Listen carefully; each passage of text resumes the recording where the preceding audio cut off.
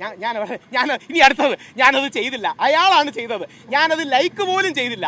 എന്നെ അനുകൂലിച്ച ഒരാൾ വീഡിയോ ഇട്ടതാണ്, ഞാനത് ലൈക്ക് പോലും ചെയ്തില്ല. ഇനി ലൈക്ക് ചെയ്ത് കഴിഞ്ഞാൽ ഞങ്ങൾ തമ്മിൽ ഗൂഢാലോചന ഉണ്ടെന്ന് പറയും. ലൈക്ക് ചെയ്ത് കഴിഞ്ഞാൽ ഞാനതിനെ പ്രൊമോട്ട് ചെയ്യുന്നു പറയും. ഞാനതിനെ ലൈക്ക് പോലും ചെയ്തില്ല. എനിക്ക് വളരെ സന്തോഷം തോന്നി, ഞാനതിനെ പക്ഷേ ലൈക്ക് പോലും ചെയ്തിട്ടില്ല. എന്തുകൊണ്ടാണെന്ന് അറിയാമോ? ലൈക്ക് ചെയ്ത് കഴിഞ്ഞാൽ അതിജീവിതയുടെ ഐഡന്റിറ്റി വെളിപ്പെടുത്തി എന്ന് പറഞ്ഞ് വീണ്ടും എനിക്കെതിരെ കേസ് വരും. ഒന്ന്, ഇവർ അതിജീവിതയല്ല. രണ്ട്, ആ ചെറുപ്പക്കാരൻ പറഞ്ഞ് അങ്ങ് ശ്രദ്ധിച്ചു കാണുമല്ലോ, രാഹുൽ ഈശ്വർ തെറ്റ് ചെയ്തിട്ടില്ല എന്ന് മാത്രമല്ല, രാഹുൽ ഈശ്വറിനോട് ഖേദം പ്രകടിപ്പിക്കുന്നു, രാഹുൽ ഈശ്വറിനോട് മാപ്പ് പറയുന്നു. ആ പയ്യൻ, ആ ചെറുപ്പക്കാരൻ്റെ നന്മയാണ്. എന്നിട്ട് ഈ പെൺകുട്ടിക്കെതിരെ കുറച്ച് കാര്യങ്ങൾ പറഞ്ഞിട്ടുണ്ട്, കുറച്ച് ശക്തമായ ഭാഷയിലാണ്. അത് ഞാൻ പറയുന്നില്ല, ഞാൻ പറഞ്ഞു കഴിഞ്ഞാൽ വീണ്ടും അത് എൻ്റെ തലയ്ക്ക് വരും. അതുകൊണ്ട് എന്താ പറയുക, എനിക്കിത് പറയാനുള്ള ഒരു കാര്യമേ ഉള്ളൂ, എന്തെങ്കിലും ഒരു നീതി ഈ നാട്ടിൽ വേണ്ടേ? നിങ്ങളെല്ലാം പത്രക്കാരോട് ഏറ്റവും ബഹുമാനത്തോടെ ചോദിക്കുകയാണ്, എന്നെങ്കിലും സത്യവും ധർമ്മവും നീതിയും മനസ്സിൽ വിചാരിച്ചല്ലേ നിങ്ങളെല്ലാം ഈ മാധ്യമപ്രവർത്തനത്തിന് വന്നത്? അങ്ങനെ തന്നെ ആക്ടിവിസം ചെയ്യുന്നൊരു വ്യക്തിയാണ് ഞാൻ. എന്തെങ്കിലും നീതി ഈ നാട്ടിൽ വേണ്ടേ?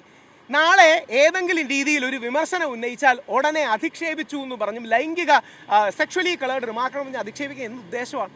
അതുകൊണ്ട് ദൈവത്തെ ഓർത്ത് ഈ വസ്തുതകൾ ശ്രദ്ധിക്കണം. ഞാനിപ്പോൾ നേരെ പോലീസിന് പരാതി കൊടുക്കുകയാണ്. ലീഗലി വെറ്റഡ് പരാതിയാണ്. നമ്മുടെ ഇവിടുത്തെ അഡ്വക്കേറ്റ് ഹൈക്കോടതിയിലെ സുപ്രീം കോടതിയിലെ അഡ്വക്കേറ്റ് വെറ്റ് ചെയ്തു. 11:30 പ്രസ് മീറ്റ് ഉണ്ട്. ആ പ്രസ് മീറ്റിൽ ഇതിൻ്റെ കൂടുതൽ ഡീറ്റെയിൽസും നിങ്ങൾക്ക് എല്ലാവർക്കും ഒരു കോപ്പിയും തരും. ഒറ്റ റിക്വസ്റ്റേ ഉള്ളൂ, ഈ കള്ളപ്പരാതി കൊടുക്കുന്ന പ്രവണത നമുക്ക് അവസാനിപ്പിക്കണം. ഈ കള്ളപ്പരാതി ഞാൻ ആരെയും കുറ്റമായിട്ട് പറയില്ല. ഒരു മാധ്യമപ്രവർത്തകനെ തീവ്രവാദി എന്ന് വിളിച്ചാൽ ഈ നാട്ടിൽ കേസോ വിമർശനവും ഇല്ല. ഈ നാട്ടിൽ ഏതെങ്കിലും ഒരു പുരുഷനെ അധിക്ഷേപിച്ച് റേപ്പിസ്റ്റ് എന്ന് വിളിച്ചാൽ ഒരു പരാതിയും കാര്യങ്ങളും ഇല്ല. എത്രയോ പേരെങ്ങനെ രാഹുൽ മാങ്കൂട്ടത്തിനെ അടക്കം വിളിക്കുന്നു, ശ്രീ ദിലീപിനെ വിളിക്കുന്നു. ആണുങ്ങൾക്ക് പ്രിവിലേജ് ഒന്നും കൊടുക്കണ്ട, പക്ഷേ കള്ളപ്പരാതിയിൽ കൊടുക്കാതിരുന്നൂടെ? അതുകൊണ്ടാണ് ഒറ്റ വരി പറഞ്ഞ് അവസാനിപ്പിക്കാം. സ്ത്രീപക്ഷ നിയമങ്ങൾ വേണമെന്ന് വിശ്വസിക്കുന്ന വ്യക്തിയാണ് ഞാൻ. സ്ത്രീകൾക്ക് മുൻഗണനയും പരിഗണനയും കൊടുക്കണമെന്ന് വിശ്വസിക്കുന്ന വ്യക്തിയാണ്. പക്ഷേ പുരുഷനെ കള്ളക്കേസിൽ കൊടുക്കാതിരിക്കണം. അതുകൊണ്ടാണ് പുരുഷ കമ്മീഷൻ. ഒരു സന്തോഷ വാർത്തയും കൂടെ പറഞ്ഞ് അവസാനിപ്പിക്കാം. കഴിഞ്ഞ പ്രാവശ്യം അറസ്റ്റ് ചെയ്യപ്പോൾ അതില്ലായിരുന്നു. ഞങ്ങളടക്കമുള്ള ടീമിൻ്റെ ശ്രമഫലം കൂടിയാണ് ദേശീയ തലത്തിൽ ഒരു പുരുഷ കമ്മീഷൻ രാജ്യസഭയിൽ ബില്ലായിട്ട് അവതരിപ്പിച്ചിട്ടുണ്ട്. ആപ്പിൻ്റെ MP ആണ്, പക്ഷേ ഒരു ബില്ലായിട്ടെങ്കിലും അവതരിപ്പിച്ചിട്ടുണ്ട്. നമ്മുടെ കേരളത്തിലും അത് വേണം. കേരള നിയമസഭയിൽ 246 നമ്പർ ബില്ലായിട്ട് നിയമസഭയിൽ കിടക്കുന്നുണ്ട്. നിങ്ങൾ മീഡിയക്കാരെന്തു പറയും? സ്ത്രീപക്ഷ വിരുദ്ധരായി പോകുമോ എന്ന് പേടിച്ചാണ് നമ്മുടെ രാഷ്ട്രീയക്കാർ ചെയ്യാത്തത്.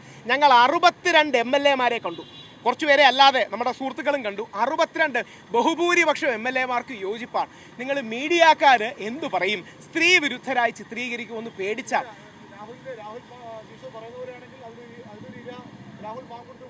അയ്യോ, രാഹുൽ മാങ്കൂട്ടത്തിൽ മാത്രമല്ല, അതിന്റെ ആദ്യത്തെ ഇര എൽദോസ് കുന്നപ്പള്ളിയായിരുന്നു.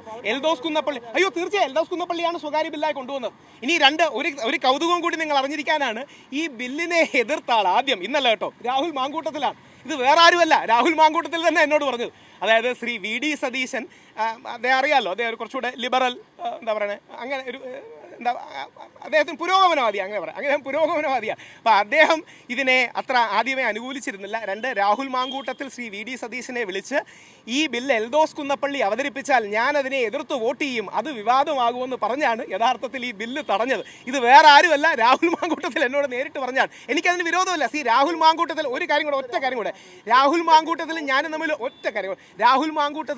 തമ്മിൽ ഒരു സൗഹൃദവും ഇല്ല, ഞങ്ങൾക്ക് തമ്മിൽ വേറെ ഒരു ബന്ധവുമില്ല. പക്ഷേ പ്രശ്നമെന്ന് പറഞ്ഞാൽ ഈ അനാവശ്യമായി അയാളെയും അല്ല ആരെയും വേട്ടയാടരുത്.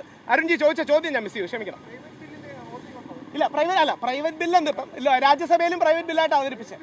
പ്രൈവറ്റ് ബില്ല അല്ല, വോട്ടിംഗ് വേണ്ട, പക്ഷേ അതിനെ പരസ്യമായി എതിർക്കുമെന്ന്. ഇപ്പം പ്രൈവറ്റ് ബില്ലായിട്ടല്ലേ Shashi Tharoor sir marital rape bill അവതരിപ്പിച്ചത്? എന്തൊരു ഗതികേടാണ് നിങ്ങൾ ആലോചിച്ച് നോക്കണം. ഇപ്പം നമ്മുടെ സമൂഹം ചർച്ച ചെയ്തില്ല. ഒരു ഭാര്യ 10 വർഷം മുമ്പ് ഭർത്താവിനെ റേപ്പ് ചെയ്തു എന്ന് പറഞ്ഞാൽ നമുക്ക് 7-10 വർഷം ജയിൽ കിട്ടും. നിങ്ങൾ അതിൻ്റെ സീരിയസ്നെസ് മനസ്സിലാക്കുന്നുണ്ടോ? കോടതിയിൽ പോയിട്ടുണ്ടെങ്കിൽ അറിയാം, കോടതിയിൽ വൈഫിൻ്റെ അഡ്വക്കേറ്റ് പറഞ്ഞു കൊടുക്കും ഒരു 15 വർഷം മുമ്പ് റേപ്പ് ചെയ്തു എന്ന് പറയാൻ. 15 വർഷം മുമ്പ് ഭാര്യയെ പീഡിപ്പിച്ചു എന്ന് പറഞ്ഞ് ഭർത്താവിനെ 10 വർഷം ജയിലിലടയ്ക്കുന്ന ദുരവസ്ഥയിലേക്കാണ് നമ്മൾ പോകുന്നത്. അതും പ്രൈവറ്റ് ബില്ലാണ്. നമ്മളല്ല, രാജ്യസഭയിൽ ഡോക്ടർ അശോക് കുമാർ മിത്തൽ ഒരു പ്രൈവറ്റ് ബില്ലായിട്ട് പുരുഷ കമ്മീഷൻ ബില്ല് അവതരിപ്പിച്ചിട്ടുണ്ട്. ആദ്യം ഈ രാജ്യത്ത്, ഇന്ത്യ മഹാരാജ്യത്ത് ആദ്യം കൊണ്ടുവന്ന നമ്മൾ കേരളത്തിലാണ്.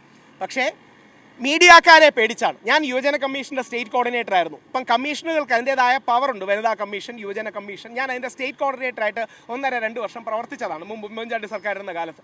അപ്പോൾ ഒരു പുരുഷ കമ്മീഷൻ ബില്ല് വേണം. ഇല്ലെങ്കിൽ നാളെ നിങ്ങൾ മീഡിയക്കാർക്കടക്കം ഏതെങ്കിലും സ്ത്രീ കൊണ്ട് സൈബർ അധിക്ഷേപം എന്നൊക്കെ പറഞ്ഞ് വേഗമായി ഒരു വകുപ്പ് കൊടുത്താൽ നിങ്ങളും അറസ്റ്റ്, നിങ്ങൾ ബെയില്, ഈ രീതിയിൽ പോകേണ്ടി വരും.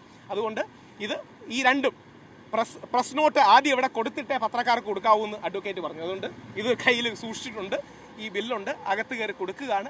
നിങ്ങൾ പിന്തുണയ്ക്കണം. ഇത് നമ്മുടെ മക്കൾ, സഹോദരങ്ങൾ നമുക്ക് വേണ്ടിയാണ്. നമ്മുടെ മകൻ ജയിലിൽ നിന്ന് ഒരു വ്യാജ പരാതി അകലത്തിൽ മാത്രമാണ് എന്ന തിരിച്ചറിവ് നമുക്കുണ്ടാകും. Thank you. 11:30 പ്രസ് മീറ്റിൽ കാണാം. കുറച്ചുകൂടെ ഡീറ്റെയിൽസ് ഉണ്ട് ഇതിനകത്ത് പറഞ്ഞിട്ടുണ്ട്. ഇത് കഴിഞ്ഞ് പ്രസ് ക്ലബ്ബിലേക്ക് പോവാം.